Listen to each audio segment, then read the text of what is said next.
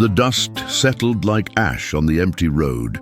Midnight in Clarksdale, Mississippi, 1932. No moon. Just the sound of cicadas screaming in the cotton fields and the weight of darkness pressing down on everything living. A young man stood alone where two dirt roads crossed, forming a perfect X in the earth. His guitar hung from his shoulders like a burden he couldn't put down. And then, footsteps. Slow, deliberate, coming from nowhere and everywhere at once. They say when Robert Johnson turned around that night, he saw a figure standing in the shadows, tall, silent, waiting. And they say that what happened next changed the sound of music forever.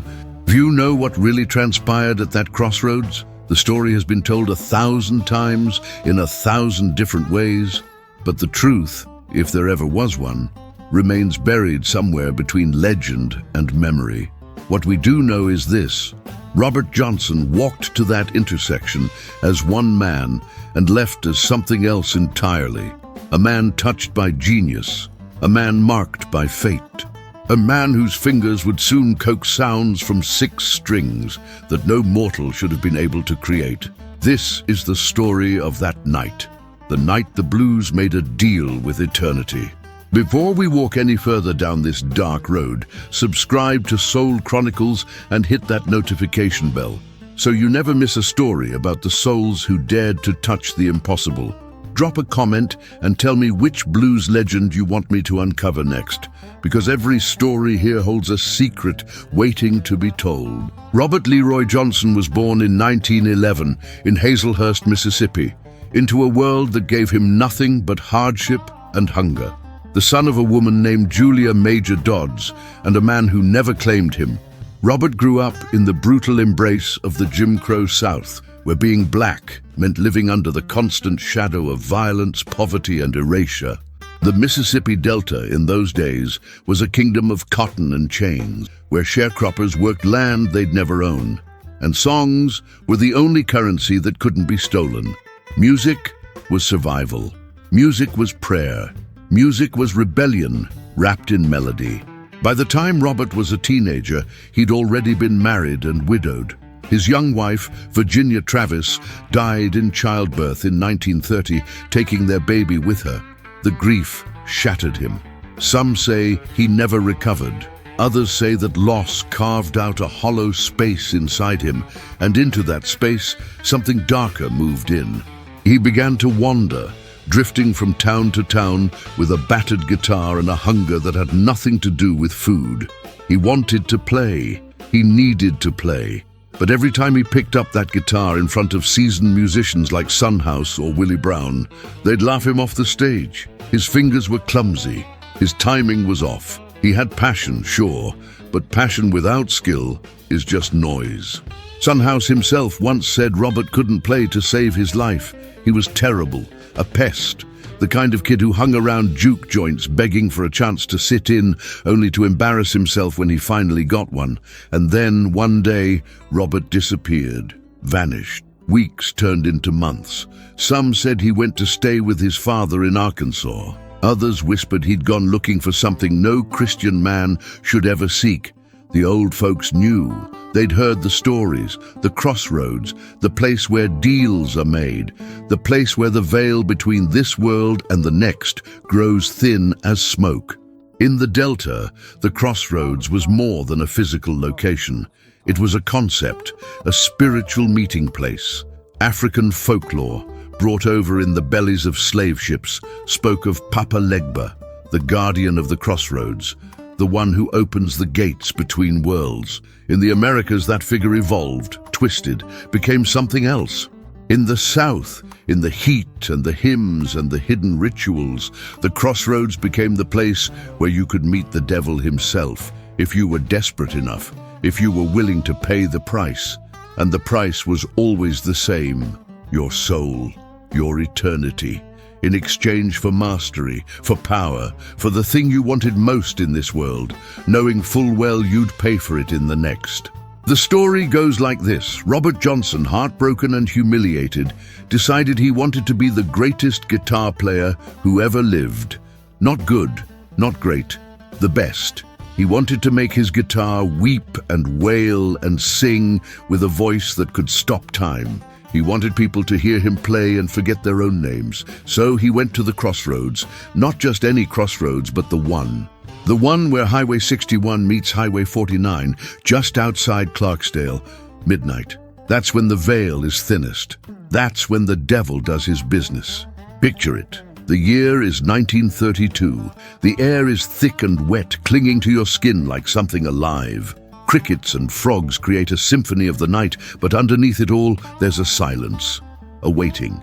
Robert stands alone where the two roads meet, forming that ancient symbol, the X, the mark, the crossing point. He holds his guitar and he waits. The minutes crawl. Then out of the darkness, a figure appears, tall, dressed in black. Some say he wore a hat, others say his eyes glowed red like embers. Still others insist he looked like an ordinary man, which somehow made it worse. The figure speaks. His voice is smooth, cultured, nothing like the rough drawl of Delta folk. He asks Robert what he wants. Robert tells him. The figure smiles. He takes the guitar from Robert's hands, tunes it with impossible speed and precision, plays a few notes that sound like the screaming of lost souls, then hands it back. When Robert's fingers touch the strings again, they move like water, like magic, like something that was always meant to be. The figure nods. The deal is done. No contract, no signature, just an understanding that passes between them like a breath. Robert's soul, in exchange for genius. The figure vanishes. The night returns to normal, and Robert Johnson walks away from that crossroads as the greatest blues guitarist the world will ever know. When Robert returned to the Delta, no one recognized his playing. Son House, the same man who'd mocked him months before, stood speechless. Willie Brown couldn't believe his ears. This wasn't the same kid. This wasn't even the same instrument. The sounds Robert pulled from that guitar were impossible. His fingers danced across the frets with inhuman speed and precision. His voice, rough and raw and drenched in sorrow, seemed to come from somewhere deep inside the earth. He could make one guitar sound like two, like three, like a whole band was playing behind him. People who heard him play said it was like being hypnotized, like he'd opened a door to another dimension and was channeling something through his hands. But it wasn't just skill. It was the feeling, the emotion, the darkness. When Robert played, you felt it in your chest, in your bones, in the part of your soul you tried to keep hidden. He sang about hellhounds on his trail, about stones in his pathway, about a love that was poisoned and a life that was borrowed. Every song felt like a confession. Every note sounded like regret. And people noticed. Word spread fast. Robert Johnson could play. Robert Johnson could really play. But where did he learn it? How did he get so good so fast? The answer, whispered in smoky rooms and church basements, was always the same. He sold his soul. He made a deal with the devil at the crossroads. Now let's pause for a moment and ask the question that haunts this story. Did it really happen? Was Robert Johnson actually visited by some supernatural entity at a lonely intersection in the dead of night? Or is this just a legend?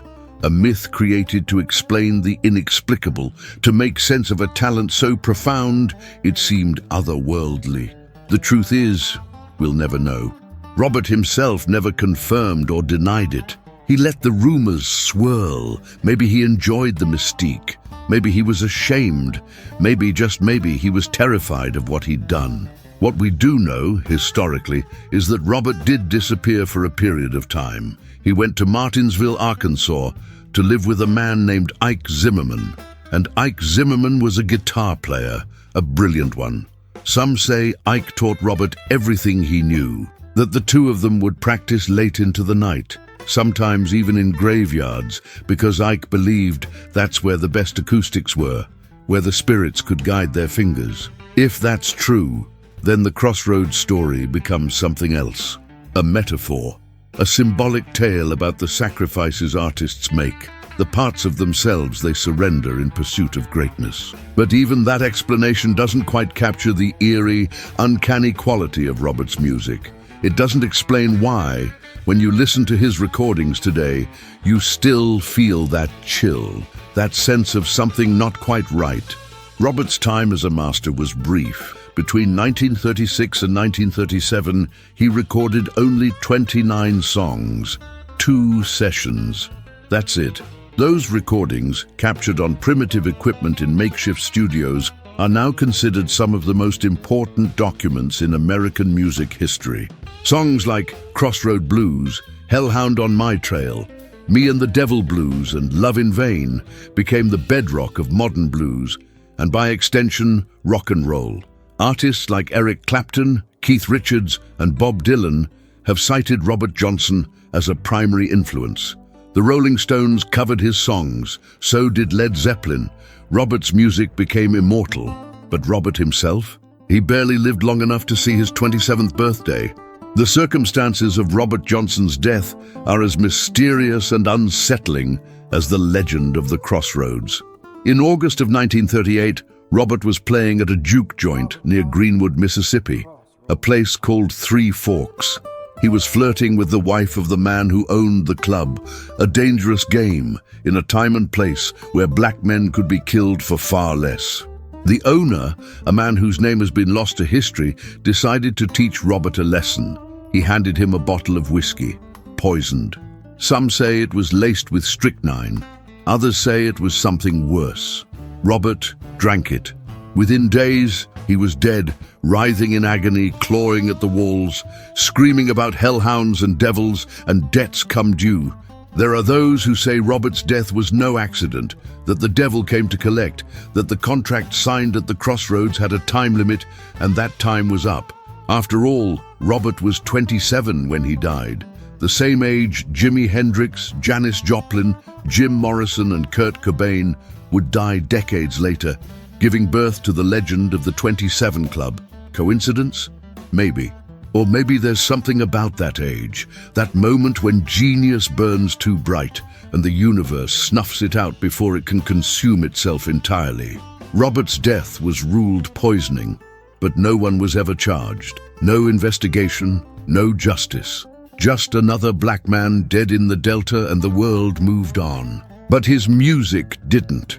Those 29 songs echoed through the decades, influencing generation after generation of musicians. They became the foundation of a sound that would reshape global culture, and the legend of the Crossroads grew alongside it, passed down like gospel, retold in documentaries and books and songs. The image of Robert Johnson standing alone at midnight, making a deal with the devil, became the defining myth of the blues. It captured something essential about the art form itself, the idea that true genius requires sacrifice, that beauty is born from suffering, that to touch the divine you must first flirt with the damned. Dr. Richard Collins, a musicologist and historian who spent years studying the life and legacy of Robert Johnson, once said something that stays with me. He said that whether or not the Crossroads encounter was real doesn't matter. What matters is that Robert believed it, or at least he understood the power of that story. In a world that tried to strip him of everything, his humanity, his dignity, his future, Robert claimed something for himself. He claimed mastery, he claimed genius. And if the only way to explain that genius was through a supernatural pact, then so be it, because in doing so he became more than a man. He became a myth, a legend, a soul that would never die. Think about it. If Robert had simply said, "I practiced really hard," would we still be talking about him today? Would his music carry the same weight, the same mystery, the same sense of forbidden knowledge? The Crossroads story, true or not, elevated Robert from musician to myth. It gave his music a narrative, a context, a reason for existing beyond mere notes and chords. It made him immortal in a way that no amount of success during his lifetime ever could have. And maybe, just maybe, that was the real deal. Not with the devil, but with destiny. A trade of mortal life for eternal legend. There are people who claim to have seen Robert at the Crossroads that night. Second-hand accounts, stories told by people who knew people who were there. One man, whose name was never recorded, supposedly told his grandson that he saw Robert talking to someone at the crossroads. But when he got closer, the figure vanished into thin air, leaving only Robert standing there, holding his guitar, staring at his own hands like they belonged to someone else. Another story, told by an old woman in Clarksdale years later, spoke of hearing guitar music coming from the crossroads at midnight, music that sounded like it was being played by 100 men, not one. She said it went on for hours, and when she finally worked up the courage to go look, there was no one there, just footprints in the dust, 2 sets, one human, one something else. Are these stories real? Probably not. They're likely embellishments, folk tales, the kind of mythology that grows around figures who died too young and lived too intensely. But they persist because they feel true, because they resonate with something deep in the human psyche. This idea that greatness comes at a cost, that nothing is free, that if you want to be the best, you have to pay for it one way or another. And maybe that's the real lesson of the crossroads. Not that the devil is waiting for you at some dusty intersection in Mississippi, but that every choice we make, every path we take has consequences. Robert chose music, he chose greatness, and he paid for it with his life. The crossroads as a symbol appears throughout mythology and folklore across cultures. In Greek mythology, Hecate, the goddess of magic and crossroads, was invoked at intersections where 3 roads met. In Yoruba tradition, Eshu, the trickster deity, governed the crossroads and the communication between gods and humans. The crossroads represents a moment of decision, a place where destinies are made and unmade. It's the ultimate metaphor for free will and fate colliding. And in the American South, steeped in African spiritual traditions mixed with Christian guilt and fear, the crossroads became the place where the devil waited. The place where you could get anything you wanted if you were willing to damn yourself for it. Robert Johnson's Crossroad Blues is the song most directly associated with the legend. The lyrics are ambiguous, open to interpretation. He sings about standing at the crossroads, trying to flag a ride, being ignored, feeling abandoned. Some hear a literal story about a man trying to hitchhike. Others hear a metaphor for a spiritual crisis, a moment of desperation when he's forced to make a choice he can't take back. The line, "I went to the crossroad, fell down on my knees," sounds like prayer or surrender or both. And the eerie, haunting melody, the way Robert's guitar seems to answer his voice like a second presence, only deepens the sense that something otherworldly is at work. But let's consider another possibility. Let's consider that the crossroads encounter was real, but not in the way we imagine. Not a literal devil with horns and a pitchfork, but something more subtle, a moment of psychological transformation, a breaking point. Robert Johnson was a broken man, widowed, humiliated, lost. And in that moment of desperation, standing alone at an intersection in the dead of night, maybe he made a vow to himself, a promise, to become great no matter what it took, to sacrifice everything, his health, his relationships, his safety, his soul, in pursuit of mastery. And maybe in that moment of absolute commitment, something shifted. His mind opened, his fingers found their rhythm. The music that had always been inside him finally found its way out. Psychologists call it a peak experience, a moment of profound realization or transformation that changes a person fundamentally. Artists and mystics call it inspiration, possession, the muse. And in the Delta in 1932, they called it a deal with the devil. Because how else do you explain it? How else do you make sense of a man who couldn't play one day and was a virtuoso the next? In the absence of understanding, we create stories, and the story of the crossroads became the one that fit. It explained the inexplicable. It gave meaning to the mystery.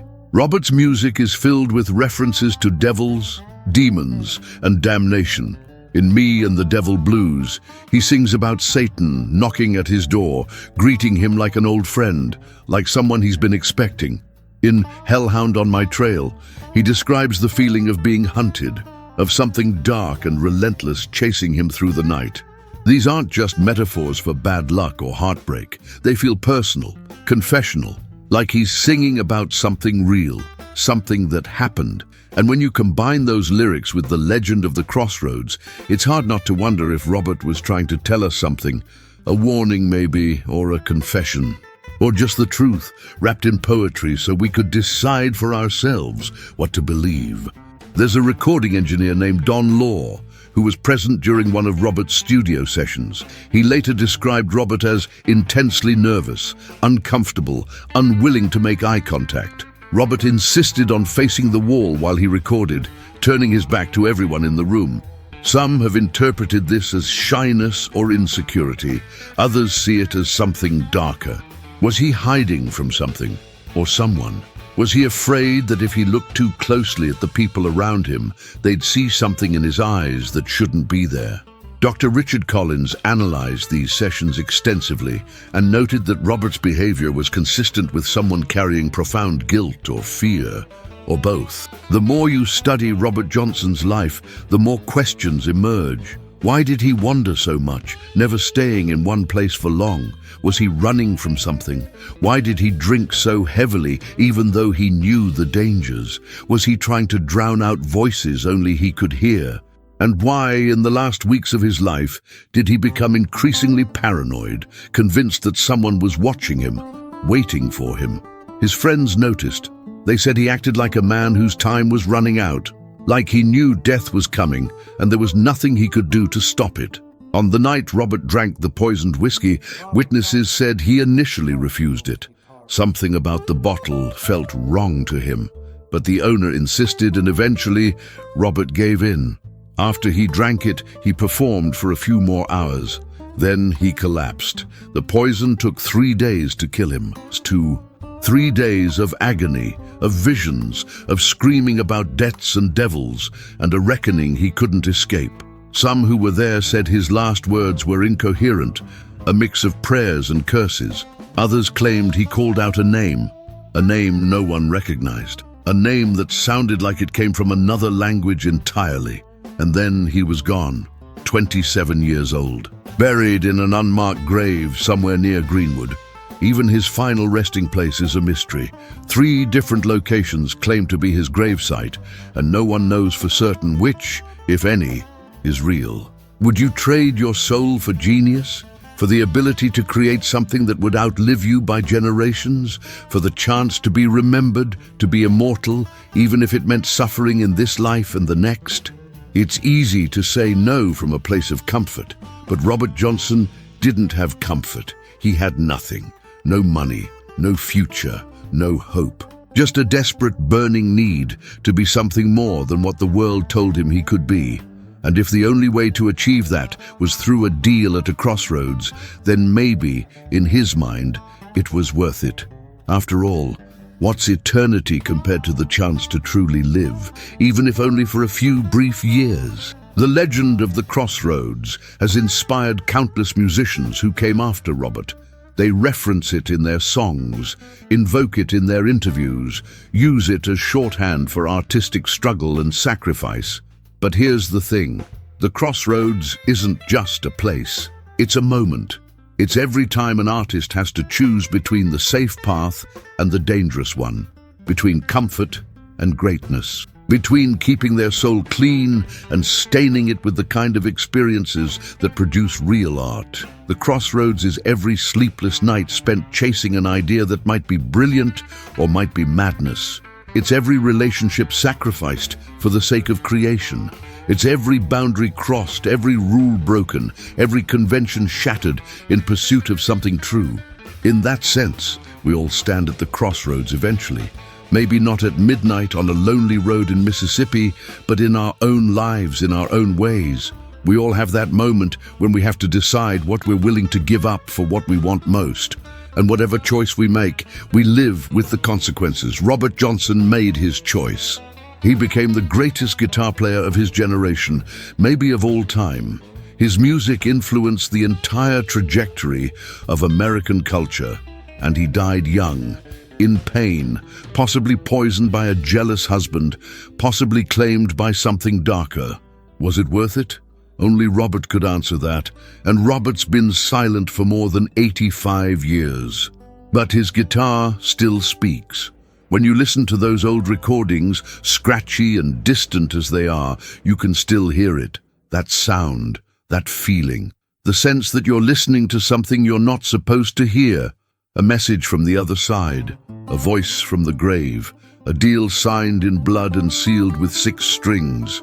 Robert Johnson at the Crossroads, meeting whatever met him there and coming back changed, transformed, cursed or blessed, depending on who's telling the story. And the question that haunts every listener is the same question that's haunted the blues for generations. What did he give up to sound like that? What did it cost him? And would you pay the same price? Dr. Richard Collins spent years interviewing the last living people who knew Robert Johnson personally.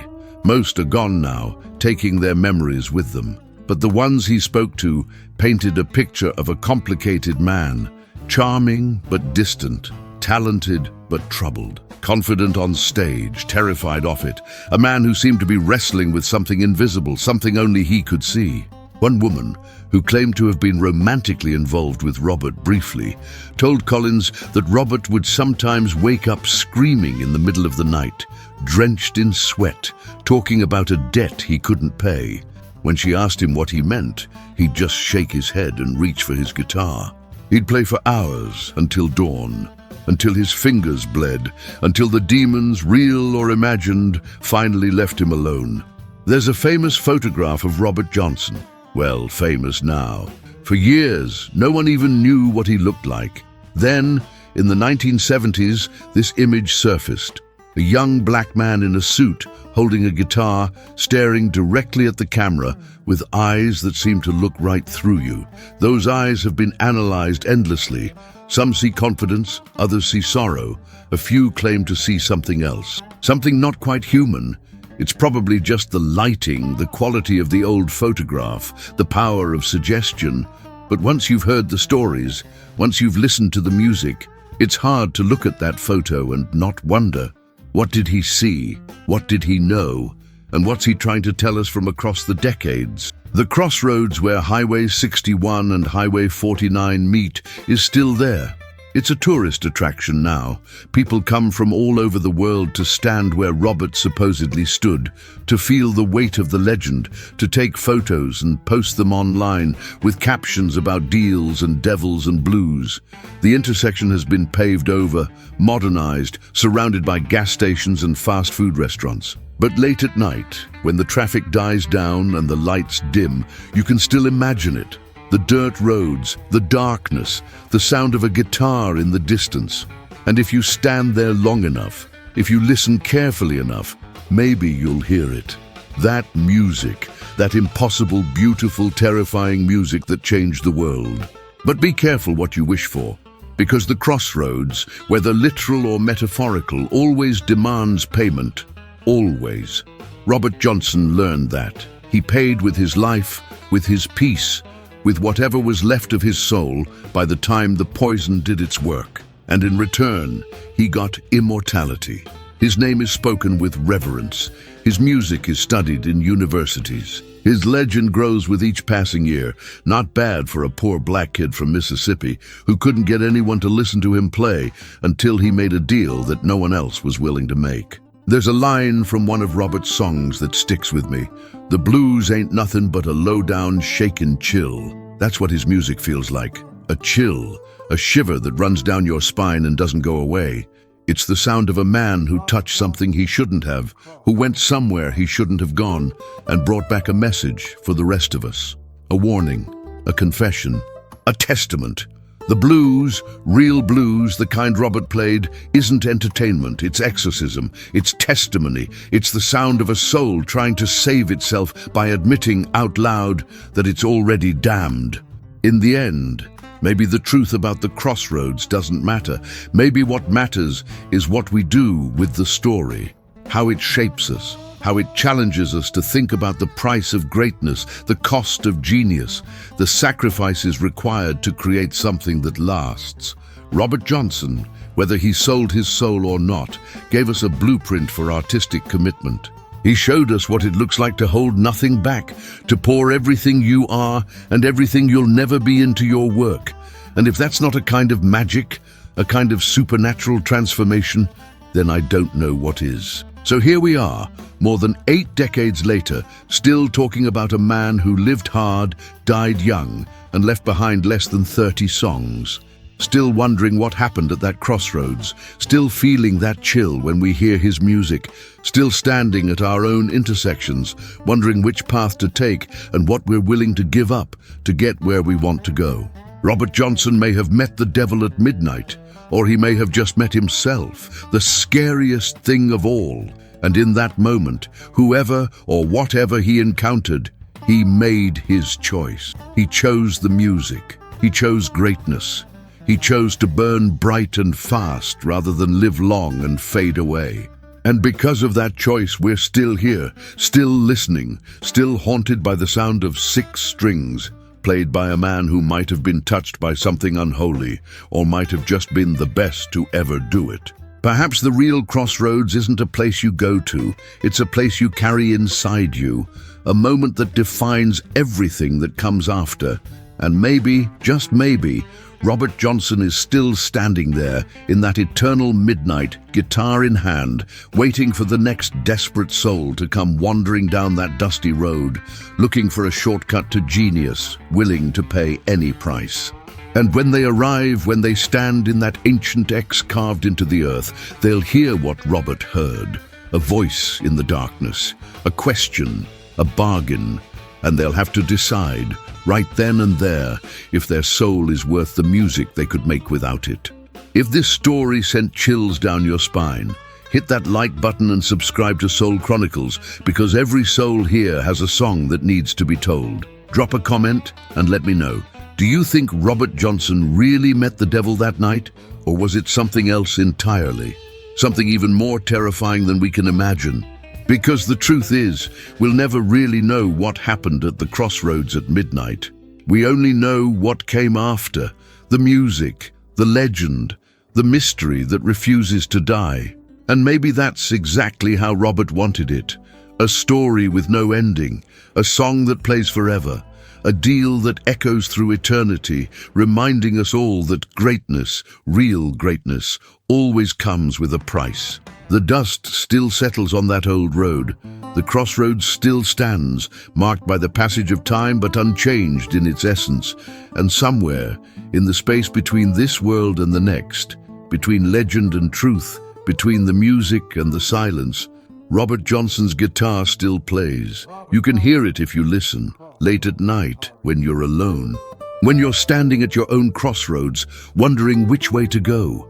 That sound, that impossible, beautiful, haunting sound, the sound of a man who gave everything to play like no one else. The sound of a deal made in darkness. The sound of a soul that refused to be forgotten. And if you listen long enough, if you let yourself fall into that music, you might just understand what Robert understood that night at the crossroads. That some things are worth the cost, even if the cost is everything.